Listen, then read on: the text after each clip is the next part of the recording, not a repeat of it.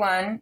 This is Sofia Smallstorm. I've been asked to host a roundtable with some of our favorite people about the recent Flat Earth Conference in Raleigh, North Carolina. Now, I just want everyone to know, my experience with this conference is zero. I did not attend, and I haven't even had a chance to watch anybody's presentation.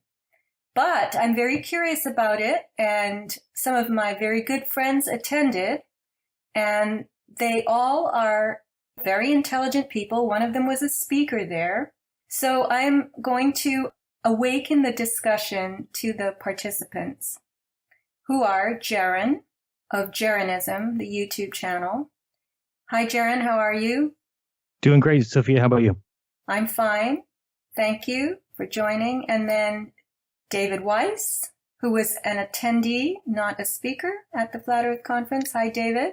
I'm doing well, and I was on a question and answer panel that was a lot of fun. Good. And then there's Mike Williams, our favorite sage of Quay, who actually lives in the area, and he stopped in and spent several hours at the Flat Earth Conference.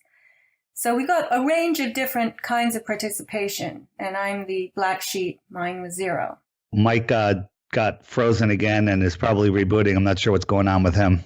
All right, well, while he's absent, then let's just continue this. Do you want to just start with general reflections, since both of you attended and were there for the whole duration? Jeran was the speaker. Why don't we start with Jeran? Sure. One thing I would say from the start is that if it were me who put it on, I would be very proud of myself, because I thought that I certainly didn't expect it to go as it did. Seemed to kind of go off without a hitch. There was the minor audio problems here or there, or when I got up to speak, my intro video played like 4 times on a loop rather than just the one time like it should have. So there was little things like that. But from the time I got there, it was a beautiful hotel, very nice. The rooms were huge, and the event seemed to go great. People were happy. People were friendly. Towards the last day, everybody I was talking to, I was saying, did you enjoy yourself? Did you have a great time? And I did not hear anybody who, had anything but good things to say. And the only thing for me, the only bump in the road was there was a certain point in the conference where things got a little bit overly Christian with a pastor, Pastor Dean Odell, kind of went a little bit further than I guess I would say the direction that the conference was supposed to be in. Robbie, when he opened the conference, said that, we're very open to all different faiths and all different beliefs, and we're here to prove the earth is flat. And then in Dean Odell's speech, at one point, he went into a little dialogue about Jesus being the only way and the truth, and that anybody who doesn't believe that will end up in hellish places. And somebody spoke out from the crowd because they were upset that what things that he was saying, and it kind of got a little heated for a second, and then that person was removed.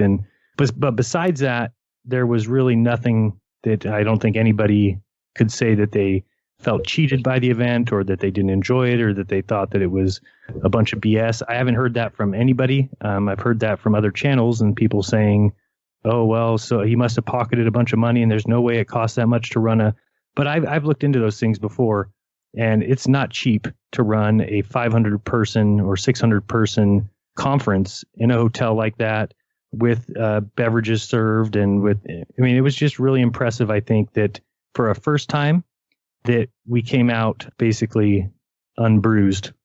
So that's kind of my overall opinion of it. And he was very nice to me. I had agreed to go well before anything was paid for. I told him, yeah, I'll be there. I'll pay my own way. And then after about 2 months of ticket sales, he got in contact with me and said, hey, I can pay for your room. And I said, that'd be fantastic. And then about 2 months after that, he contacted me again and said, I know that you aren't making a lot of money online, and so if you want to, I can pay for your flight. So that really helped me. I was all taken care of. I have nothing but really good things to say about it. Well, that's very good to hear. It's nice that he could come to you in increments and offer more assistance, and that he sold so many tickets. I think that's wonderful. And I heard from Mike that the conference was very well done, very polished. So I would call it, from my impression, from what you're saying, a very classy event as the execution of it went. And I'll tell you one thing. I attended Conspiracy Con and a couple of other smaller events in my time. when these were going on more prolifically. And I have to say, there is nothing like being surrounded by and being in the company of like minds, even though you might have certain differences, certain disagreements about certain kinds of things. But to be surrounded by the spirit of people who are awake and alive and seeking information eagerly and are just all in this kind of enthusiasm, all in the same place. I thought that that was very, very dynamic, very wonderful, very magical. And everyone that was at those events with me felt the same way, just the way you're describing. So David, how did you feel? I know you're deep in the center of the Flat Earth well, and you're connected with a lot of people in this community. So you finally got to meet them, right? I'm actually at the exact center and everything rotates around me. That's just a joke. A bunch of bullshit. It was amazing to be around 600-700 like-minded people. There was a moment where we were hanging out in the hotel atrium in the bar area.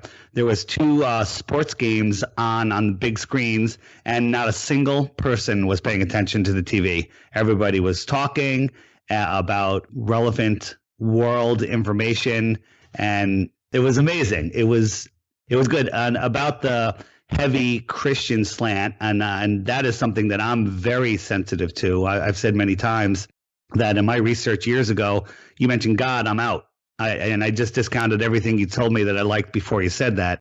I found Pastor Dean's speech interesting. It definitely went over the edge on the Christianity side, and there was a large segment of the audience that was backing him up with the amens. It did feel like I was in a church by the end of it, but I thought it was quite interesting. I think that he agrees that he will tone it down if he speaks again next year. And Robbie, the organizer, I don't think he intended it to be that religious based. So again, for a first year conference, I give it an A+. It was amazing. And I think next year in Denver is going to be 10 times better. Well, I'm glad to hear that, David, from you. And I want to ask this. Were the presentations actually informative in the sense that speakers came with new material that they hadn't previously aired on YouTube or discussed in roundtables or chat groups or presentations of one kind or another? Or was it just here I am, this is me, Jeran, and I'm going to talk about being with all of you and share the wonderfulness of celebrating the flat earth? How were the presentations?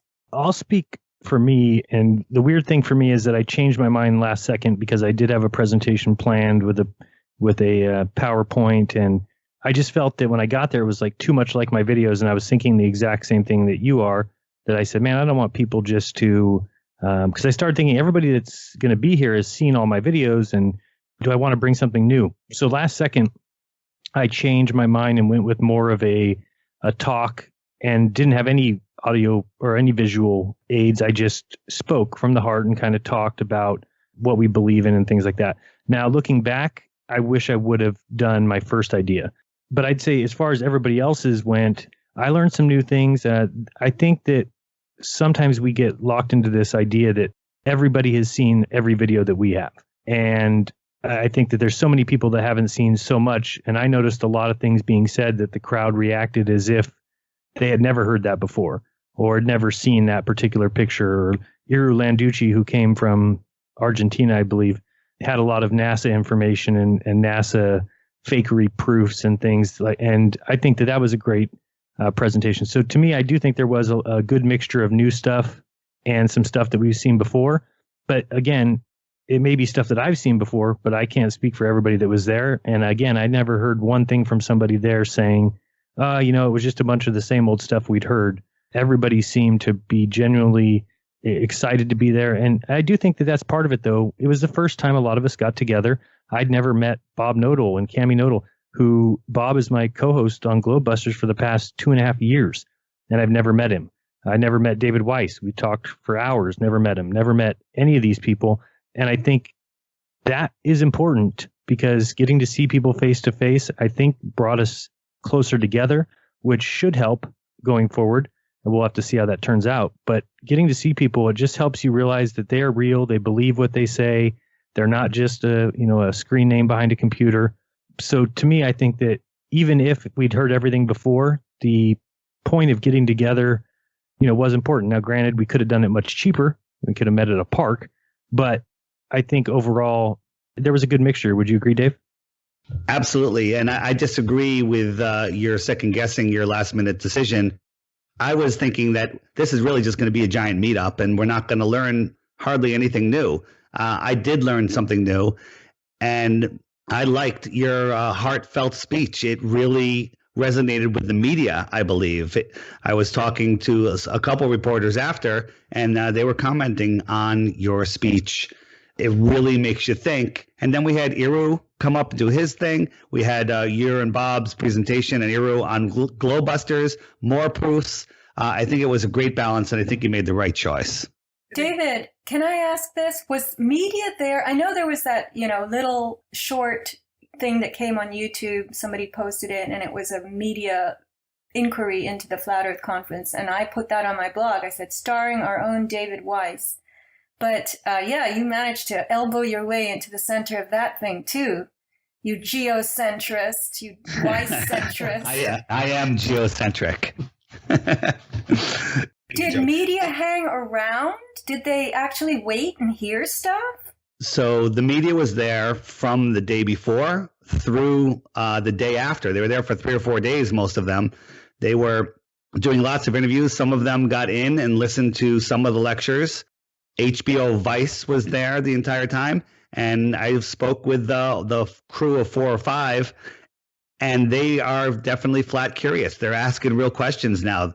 They thought it was a joke when they got there, and they have seeds planted in them that will never get dislodged. So they're coming out this Friday with a piece. Jeran and I did an interview at the Billboard with them, along with other interviews that they're going to squeeze into a 7-minute video. So we'll see how that gets chopped up. The BBC was there, and they just released a hatchet piece today, trying to make us look very crazy. This artist guy showed up with a crazy car painted in colors and signs and parked out front, and they flocked to him. But he actually came off as a normal guy. But subliminally, people are watching this going, oh, this guy's crazy. Flat earthers are crazy. And when you watch their piece, what auto plays after it, which is amazing, is Scott Kelly, astronaut, what's it like living in space for a year? It auto plays right after you watch this 2-minute hit piece they did. So that was interesting. Who else was there, Jeran? We had the local ABC News was there. We had Nightline was there doing a lot of interviews. I did an interview with Good Morning Australia. I'm not sure what the name of some Australian news show. Well, I'm very impressed. That's quite amazing. And I know they can interview people at length and then they can just take bits and pieces and make everybody look really silly. But that's incredible that they were there. And on some level, you do influence those people. And I would like to say this, that we are electrical beings, and there's a tremendous amount of electricity and electromagnetism in this world and around this world that we live on or in. And when you actually meet someone physically, their electromagnetic field, their electromagnetism and yours are mixing and interacting and playing off one another. And that's why it's so special and amazing and such an experience to actually meet people in the flesh, because you're meeting them in their own electricity and they're meeting you in yours. And that's a very big piece of the flat earth discussion in my book. It's electrical. I just watched a piece that Glowbusters uploaded last night about gravity and how it's a static charge that is the cause of gravity. So maybe our static charge is attracting people and personalities together. Yeah, you need to be able to wrestle with some concepts that are foreign to people who are not versed in electricity, physics, even though some of the physics we are told probably isn't true. But it's been hard for me to get into this flat earth learning world because some of it is too technical for me to grapple with. It takes kind of concentration and time, and I just want to give up because it's too hard. There's a lot of researchers and channels that are out there that boil it down. Those types of channels where they essentially just take the complex stuff and they get it down to more of a layman's understanding of how it works. Of course, there's more to it, but at least a person can leave getting a basic understanding. And one of those channels, for me, in case anybody's wondering, would be Dr. Zach. I like Dr. Zach's channel. He does a lot of very good work. Behind the scenes, there's a lot of complicated math that he's doing, computer-aided design. I'm just using him as an example, but he breaks it down to the point where you don't have to get into his math. He just will explain to you the outcome and what it means. Now, was he at the conference? He was not. So, but he was there in spirit. And Jeran, you want to talk about FE Core that he's involved in a little bit? Just that was announced at the conference? Yeah, sure. It was about, I don't know if it was 6 months ago or 4 months ago at this point, that Bob was talking to me about this group of guys getting together that include Mike Cavanaugh, Chris from the Sun and Moon group, Dr. Zach, this guy Sandor, Karen B., just a good group of people that were getting together and talking about experiments. And a couple of them had been approached at various events about funding experiments. And one of the things that they were asked was, are you a 501c3 or are you a tax exempt company? And so they said, no, we don't have it. And they said, oh, well, we can't, we're not going to donate because of that reason. So in a Skype call one day, we had all got together and talked about, is that a possibility? What does it entail? How would we go about that so that we could accept donations if we had that offer in the future? And so we started talking, and sure enough, every week we had a conference call where it was just a real kind of quick update and where we're at and what things we're looking into. Then we got in contact with a company that started the 501c3 paperwork for us, which is a lot more detailed than I think people think. Huge packets of paper, bylaws, naming your board. But we just kept going through all these processes and sent the paperwork off. And so everything kind of came through last second, just in time for the conference. So they announced it at the conference. It's called FE Core, which stands for Field Engineers Collectively Observing and Researching Earth, but kind of has the hidden FE in there. We also realized that if you are looking for funding and doing experiments, we probably didn't want to have the Flat Earth moniker connected to it, even though it's kind of a known thing. Just wanted to kind of not have the eyes right on you from the start. So we just named it FE Core.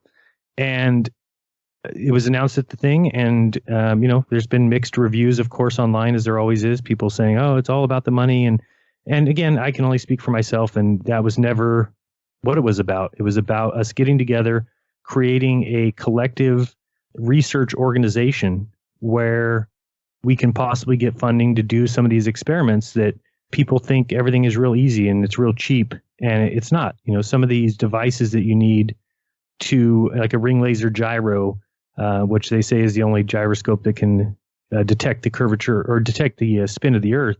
One of those is $20,000. So, it's not something we can just go out and buy. It's not something we feel comfortable crowdfunding.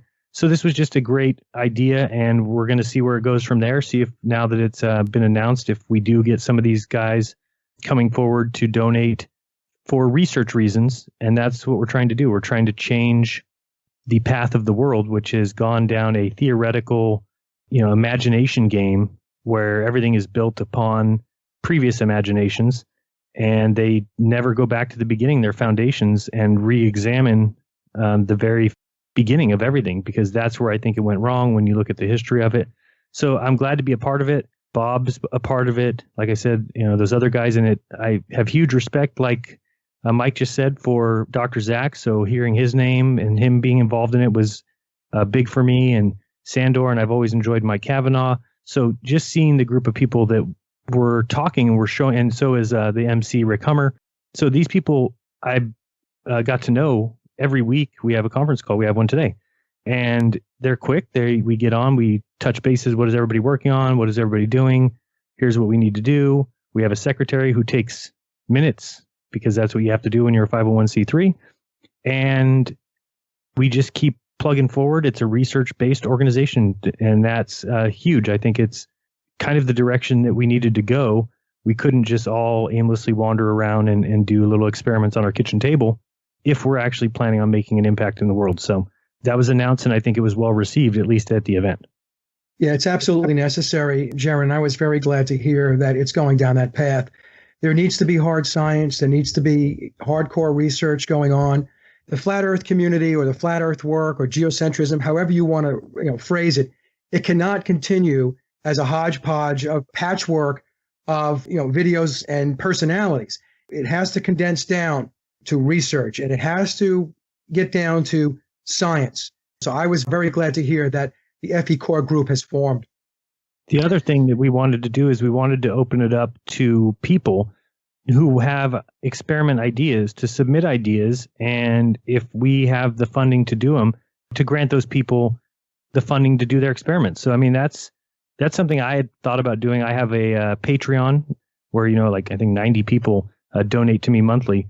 And I've always thought man, it'd be awesome if I could, because I now at this point have 2 or 3 of these lasers. And I was like, when I'm done using them, I'd love to open it up to my patrons to request it. Hey, Jeran, can I use that laser to do an experiment? I would love to send it to them. So it's kind of that on a larger scale. I think we want to include people. We want people to be able to submit experiments, to follow along with experiments, and then to have the data afterwards to either, build from or refer to. So yeah, overall, anybody who's got anything negative to say about it doesn't know our intent. I've heard people say, oh, you guys are going to make great salaries. None of us are getting paid a penny. It's not the way it works. If down the road we ever do experiments and somebody flies somewhere, well, maybe that'll be taken care of. We don't have any money right now, so it's certainly not happening yet. But people need to be realistic. None of us are made of money. We can't just be flying all over the place and buying ring laser gyros. So we have to take a step. I think, Mike, I appreciate you saying that because I totally agree. I don't want to be part of a online feud between various flat Earth personalities. I've tried to stay out of that as much as humanly possible. I've tried to just do my own research, post my videos, and ignore all the seemingly unnecessary nonsense that goes with it, because that can only hurt us. And I'm trying to move this forward, not stagnant or backwards. I don't know how anybody can be against it. I mean, you guys are doing experiments and you're sharing them with the world. There's nothing negative about that. I think because some people, David, they view the community as more of a social type of thing. It's like a gigantic meetup. They're not really looking to push the ball forward. They like maybe making videos and throwing rocks at other people and being a personality and being a celebrity. Yep. A lot play in that arena. I'm not in that arena. I'm with Jeran on this thing. We need to push this thing forward from a scientific perspective. And, if you want to make videos and make fun of other people and throw rocks, knock yourself out. But in the meantime, what's going to happen is you got to cut through all that. And the people that are really leaders in this community are going to push the ball forward. And that's how it's going to have more mass appeal. It's not going to have mass appeal by being a gigantic conspiratainment industry. So we have to break out of that. There's a lot of people that are, maybe the word's jealous, that say that the conference is just separating the top brass is the term that they use. There are no top brass. It's a bunch of people that have some experience, influence, have decided to get together and organize better to share, to get this out of our echo chambers. I think the conference is an amazing thing. And if you noticed, after the conference was done, Robbie posted the entire live stream on YouTube for free. So, people are complaining, oh, you have to pay $17 for the live stream. No, you don't. You can just wait 3 days and then it's free. Next year, the ticket prices have gone up because it's a bigger venue. He wants to do more things. I think it's fantastic, and somebody needs to fund it. Just real quick about what David just said, and I've always found this to be a problem, is that people who pay for things that they know what they're getting, I don't understand why we have to have these other people who interject to say that it's too expensive, or nobody went online and saw streaming for $17 and paid that and didn't get what they paid for. So the people obviously knew they were paying for the streaming live. They paid their money. They got it. They were happy. But you have all these other people that will make up all these other reasons why it didn't need to be done that way. It could have been done for free, whatever. But it always bothers me when if people are, it's just like people have problems with somebody selling a shirt. If you're selling a shirt, then the people buying the shirt see the price of the shirt. They pay it because they get the shirt. So for anybody to have a problem with that is crazy to me. People are just too much into other people's business. And I've already learned that there's people out there that will make a video no matter what. I've heard the same person make a video saying, I can't believe all these stupid flat earth billboards. What a stupid idea. 2 weeks later, made a video saying, Patricia, you're rich. Why didn't you put up a billboard? So, they'll just, whatever they have to say to get people to watch them on a new day, they'll just say that. And for me, it's upsetting because when I make videos, I'm trying to always double check my work. I'm never saying something that can't be backed up. And so there's other groups of people out there that get away with basically throwing crap at the wall all day and seeing if anything ever sticks. They're never held responsible or held accountable for gross errors or accusations that never come out to fruition. So, we do need to move past that. And I think that this conference started that for a lot of us by realizing that there are people here that don't even pay attention to that stuff, talking to a lot of people, hearing them say, sometimes, Jeran, you pay too much attention to the naysayers or you mention them too often. And I learn from them because, when I see my name in the sidebar of YouTube videos, you're tempted to click on it. And I've learned just this week, really, that people who watch me have such a limited amount of time to watch videos every day that they choose who they watch based on who they like. And when they see videos about me, they don't even take a second look. They don't click on them. And so I think just, learning those things is huge. And I think that we'll move forward with the right people making the right content, and the ones who aren't will disappear or continue on in obscurity. Jeran, I have to say, I'm very proud of this effort to create this nonprofit and actually share and work on research collectively.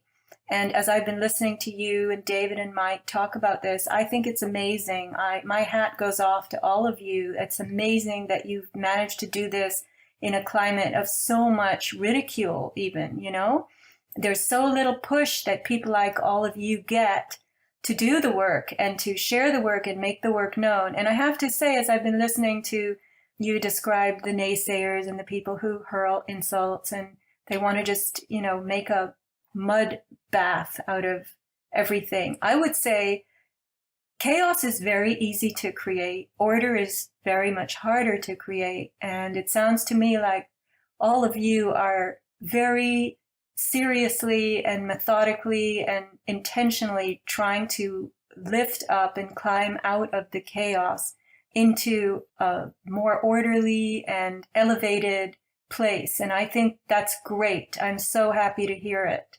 This information is open to anybody, even a first time, someone that just learned about flat earth yesterday.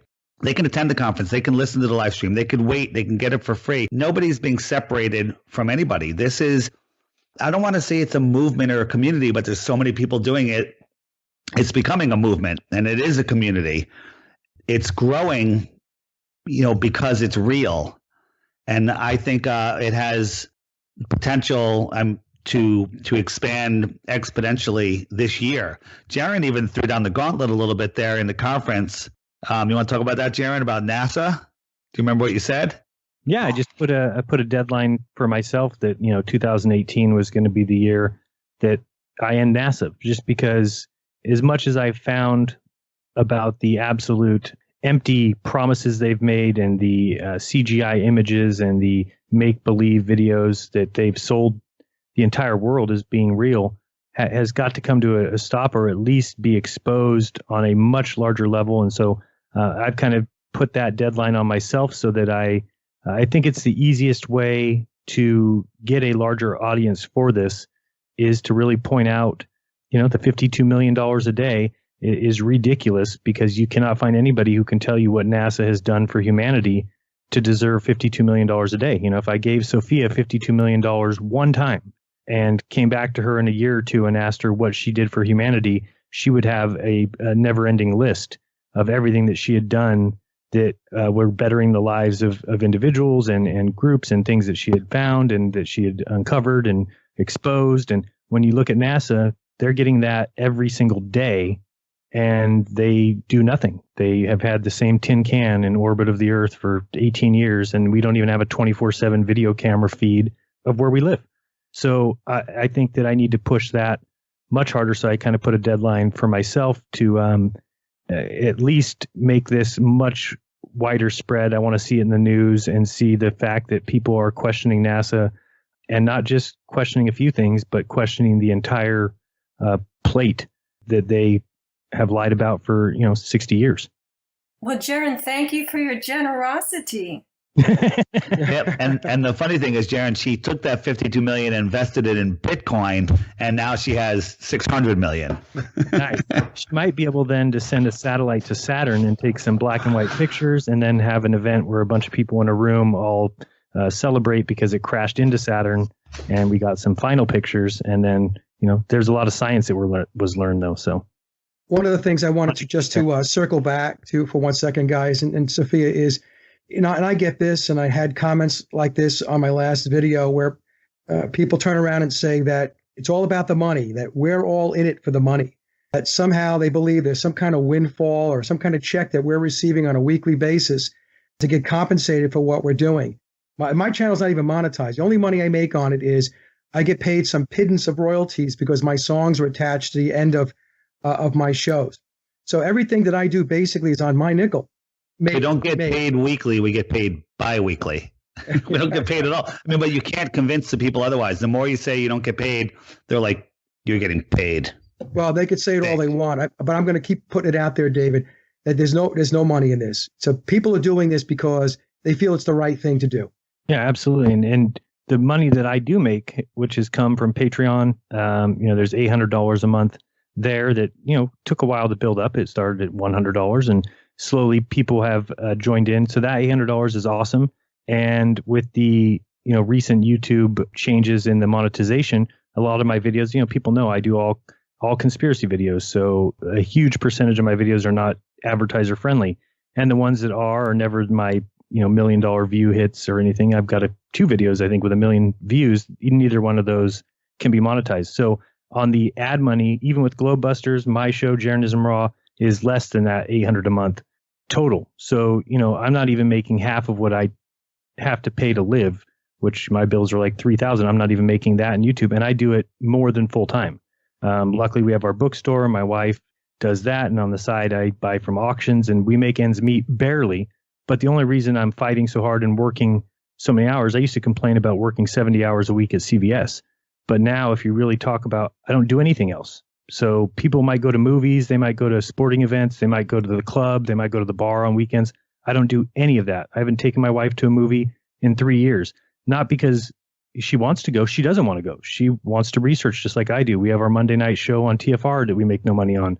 So, I mean, all these things are just crazy to me that people can't see that, like Mike said, I do this because once you know the truth, you don't have an option. My other option would be to go back to life and forget about what I've uncovered and researched, and I can't do that. So whether I make $1,500 a month doing it or whether I make zero, all that does is change the amount of time and effort I can spend on preaching the truth. Right now, I'm doing most of my time doing that. And eventually, maybe it'll be less. I hope one day it could be even more. But for anybody to think that we are collecting a check or there's some sort of kickback or money coming to us in some magical way, there's not. And, I when I lost my house, or when I was losing my house because of really flat earth and focusing on that, at the time we had 40 Bitcoins. And as we were doing YouTube videos, we weren't making money. So we just kept cashing in these Bitcoins, which were $200, $300 to live. Well, now those 40 Bitcoins would be worth close to $350,000. So really, if you want to really look at it, flat earth has cost me that, because the only reason I sold those Bitcoins is because I was busy doing flat earth videos. And if there was no flat earth in my life, then I wouldn't have needed to cash those out. So of course, I never look back at the past and say I regret anything, because can't change it. We can only look forward. But anybody who thinks that anybody's doing this for money is out of their mind. We're making conspiracy videos. I could be making videos about eating Fruit Loops by the bowlful and be making much skateboard, yeah. Right, exactly, right. And those are the people that seem to get all the subscribers, and they make all, and of course those are advertiser friendly. Nobody's booting those from advertising. But if you do a video about George Bush being responsible for Kennedy's death, or if you do a video where Clinton knew about 9/11, believe me, those videos are not allowed to be monetized, and they take time. I mean, you guys know how to make video. You guys make videos. Sometimes you'll work on those videos for 25, 30, 40 hours and to just get nothing for them because you're trying to push the truth. And then you've got people who make a 5-minute video of them with their iPhone saying, this person's a shill. He does everything for money. It's really a joke. There's no problem with being compensated for doing the work. Like you said, Jeran, it's a lot of work to do this, to do the editing, putting the videos together, setting up interviews. It's a lot of work. And my response to folks is, but the people that lie to you every single day get paid very, very well. I don't see you complaining about them, but you complain about the people who may get compensated one way or another in some fashion who are trying to get the truth out there. That's a problem. But the people that lie to you. It's amazing that people don't see that, Mike. That is what is wrong with the world. Exactly, David. It's mind-boggling that people don't see it. And I left CVS because they rob customers. They don't care about people. They don't care about employees. They purposely gouge customers, and I couldn't take it anymore as a store manager because it was basically my job to carry out their dirty work. And so I got out of the system, and my wife and I decided to work from home and sell books from home because we wanted to support small businesses and to grow that independent kind of mentality. And then to have people saying, oh, you're doing it all for money. Well, I'm trying to make enough money to live while at the same time changing the world. It's not an easy task. And believe me, staying at CVS, yeah, I could have done that. I was making $90,000 a year. And, I left because of the way that they were using me to basically do their dirty work to both customers and employees. So, I think I made the right decision. I would never look back on that decision, surely, but it certainly wasn't a decision I made for money. I'd like to say something. I've been listening to all this, and I want to remind us and other people out there that we're not transacting in or dealing in fiat currency here. We still require a measure of fiat currency to pay bills, but you're really transacting in richness of a whole different kind. And that's what we have to remember. So these people who are throwing insults at you about how much fiat currency you're trying to make out of this work, that's not the world you're even in. You're in a different kind of value. Do you see what I'm saying? And the more we focus on how important that value is and how unimportant quantities of fiat currency gained for those activities really is, then you start changing, I think, the language. I'm not trying to be too new agey here, but we have to focus on the other kind of richness and this whole other kind of value that is the real language and the real environment in which we're dealing. And that, to me, is worth way, way more. And if you focus on that, it's going to turn the tables and bring you more and more opportunities. Sophia, let me say one thing about that that's incredible to me, that for 14 years working as a store manager for a drugstore that is selling pharmaceuticals that I now see do nothing but mask your symptoms and even continue them at best, and make these big pharma companies extreme profits. They don't care when they kill a few people. They just pay off these fines or whatever. And then I was also wrongfully terminating employees based on rules. I was hiring people at $8 an hour and not allowed to hire them at full time. So you're giving this person 3-day a week, basically causing people hardships.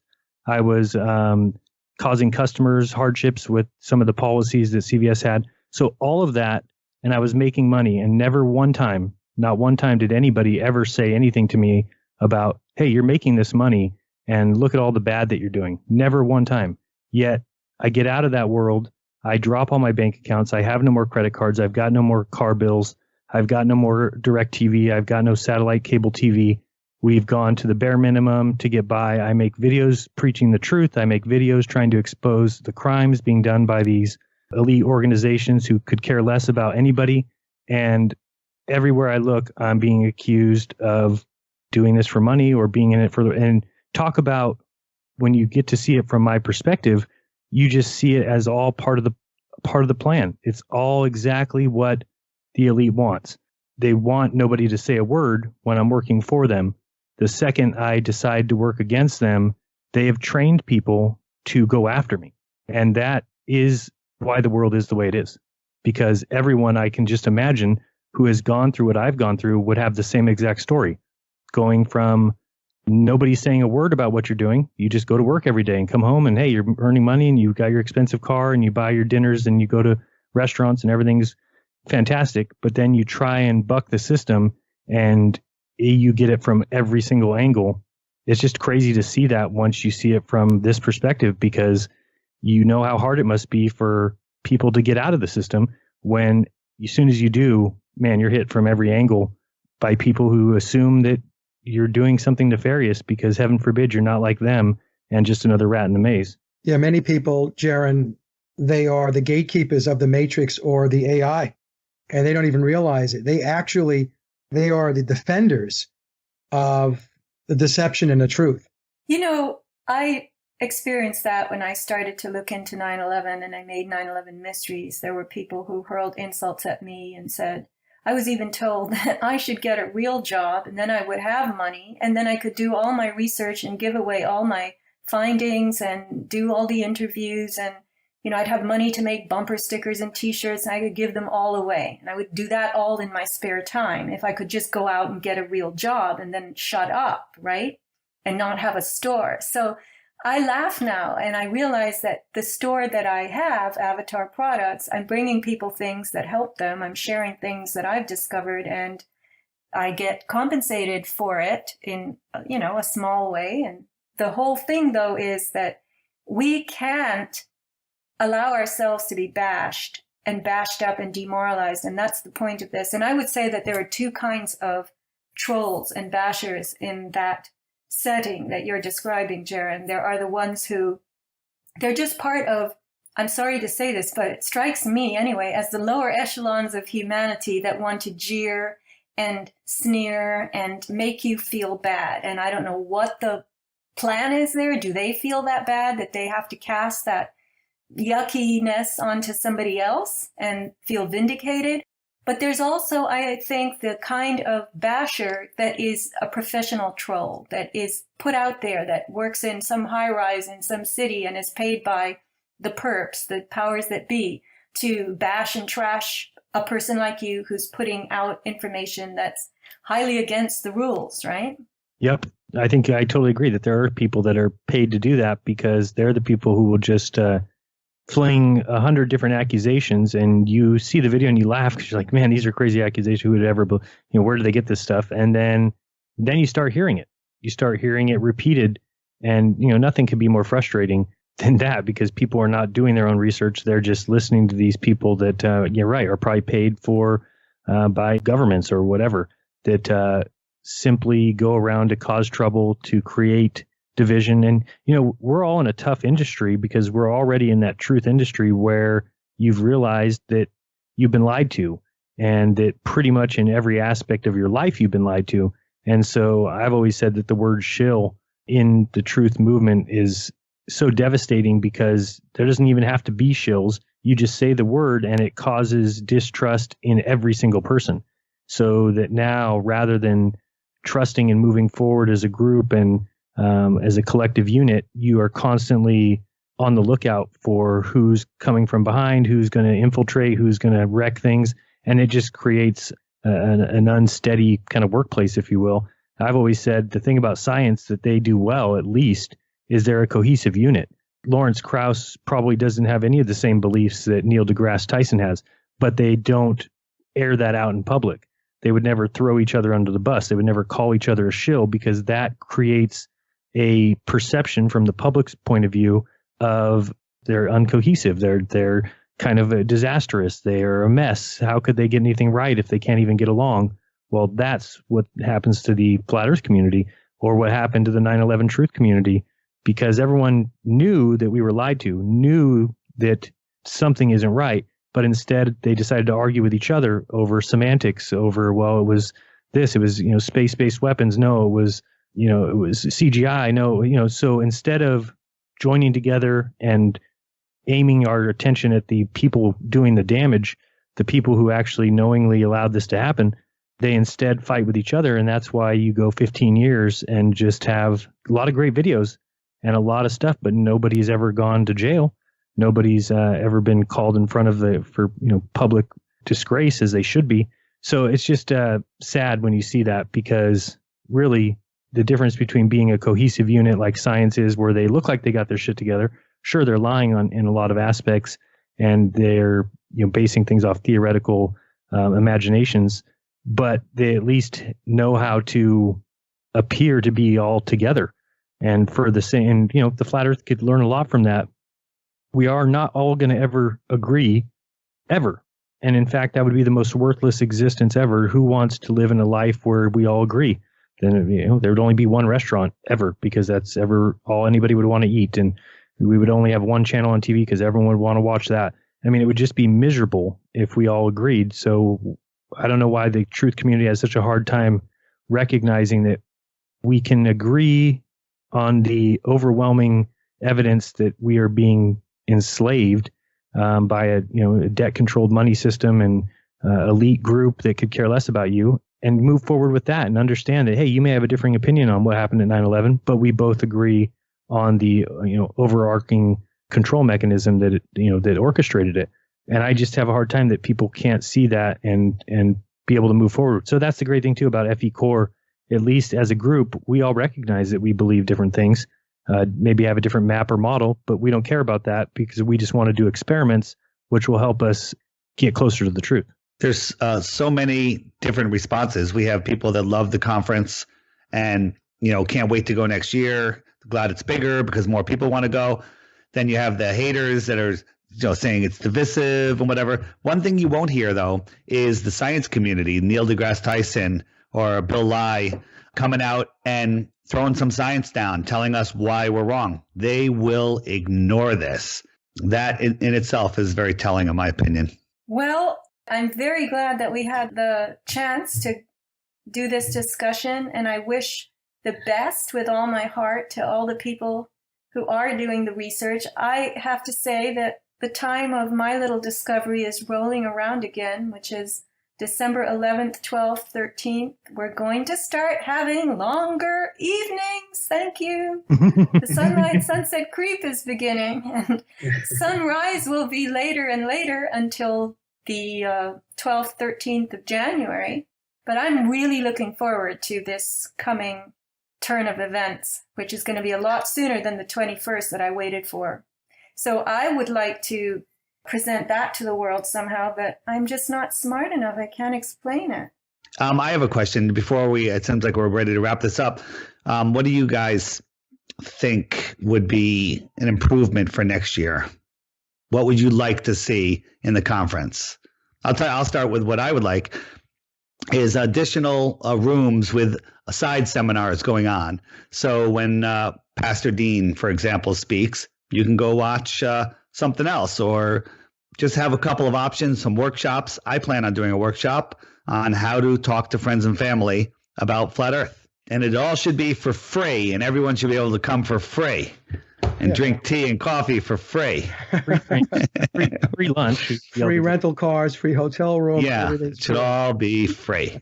Well, David, that's how 9/11 Mysteries started. I had a friend who was a lawyer, and I asked him if he could let me use his conference room on a Saturday. And Brad and I showed videos and shared material with, I invited the smartest people and the most open people and the most educated people that I knew, including some famous writers and journalists that I knew at that time. And not everybody came. Some of the most famous people obviously didn't want to pay a bit of attention to me. But a friend of mine showed up from LA, and he had a bad back, and he was hanging around in the doorway, and he just said to me, "You have to take this on the road." I said, "Really? Where?" He said, "LA. I'll promote you." And we rented, we didn't really rent. We just did it in libraries and places like that. And he called me and said, "What do you want to call this?" And boom, just like that, I said, 9/11 Mysteries. That's what we have to call it. So look, you can do that with your workshop. You can start the Flat Earth American tour. Sure. I mean, I do it every day pretty much whenever I'm talking to people about it. So I will offer reading materials for free, and that is it. So that's my goal. My goal is to help people talk to people that don't know, because we're all here, us four, we already know. I'm hoping that people that don't know are listening to this and will do their own research. To answer your question, David, I would like to see research and science dominate the conference. That's really what I would like to see. It's not pushing aside anybody's belief system. I really do believe it needs to be research and science based. Yep. I like that. Yep. I think, like you said, David, having little breakout sessions to where, Cami does her thing with rocks. Maybe people are interested in her holding a little session where she, shows her rocks and the magnetics that she's discovered. So I think if you could have 5 or 6 options for people and kind of let them have like a menu card where they select where they'll be going each, I think that'd be very cool. And each person would get out of it something more unique to them and what they wanted to learn about it. And maybe we have a room that's a debate where, you and I could, debate somebody who believes in the globe and let people see how that interaction happens live. I mean, there's so many options. Nobody believes in the globe. Come on. So ridiculous. They watch the sunset and then they imagine that they're rolling backwards faster than the speed of sound. Yeah. That's exactly what they all do. I use that. That's my favorite line. And people are like, no, I don't believe that. I'm like, what are you, a flat earther? Well, I never really thought about it, is what they say. And that is exactly why we're in the situation that we're in. People haven't even thought about it. Everything they say on the news, they don't think about it. They take it in. Everything they were told in school, they just take it in and they don't think about it. If I repeat that and write it down, I get an A. They keep doing tests and little surveys or whatever. And I think it keeps coming out that like 1/3 of Americans think that the sun goes around the earth. And that's just funny because that's how much they don't pay attention, that's not at all what the mainstream belief is, but they just know that to be true because we can go outside and watch the sun move across the sky. So it's only the people that kind of remember their schooling that say, no, we go around the sun. But the other people are just like, oh, clearly the sun goes around the earth. But hopefully by a year from now, maybe we can get that number up to 50%. In 2 years, 100%. Science is done. That's my hope. It's a good hope.